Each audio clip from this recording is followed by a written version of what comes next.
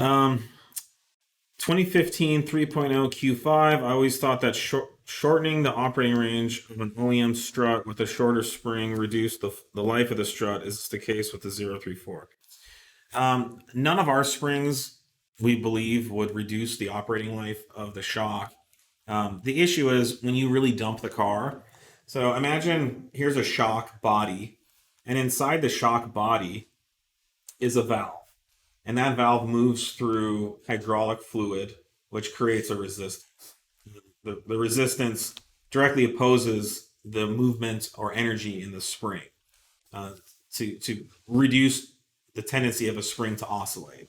So when the spring's pulling, the shock pushes. When the spring pushes, the shock pulls. And it's a directly opposed thing. Now, what happens when you lower the car? You move the valve down in the shock. If you lower it too much, then this valve is just going to be slamming into the bottom of the shock body. That will certainly be noticed in the ride and handling of the car. And this is why none of our springs dump the cars.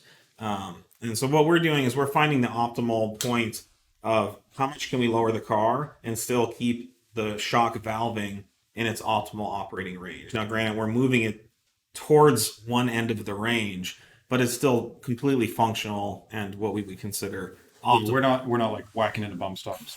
Yeah. Under any normal situations, you wouldn't hit them normally on stock spring. And I mean and that's a really good point. The shock range is certainly one of the reasons we don't dump it, but it's also just even if you've got a shock that's modified to work or whatever in that range, it's still the geometry we try and optimize. Geometry, spring growth. Yeah, we're balancing like 20 different things when we do this. So no,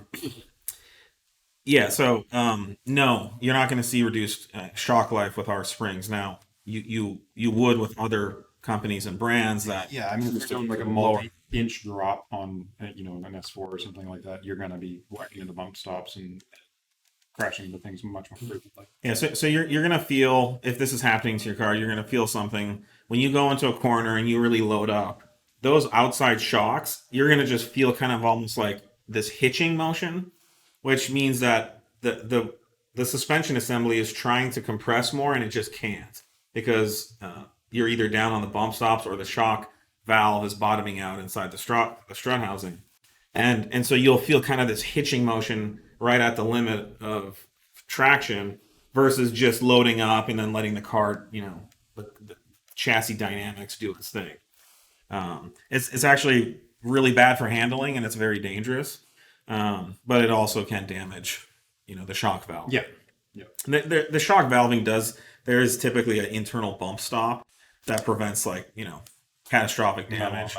It can only deal with so much. I mean, the other thing is you'll feel is like when you're just going down the road and you're hitting bumps, you'll just feel like, when you hit a big bump, you'll just feel like the car almost like that corner just jump in the air. And again, that's bottom.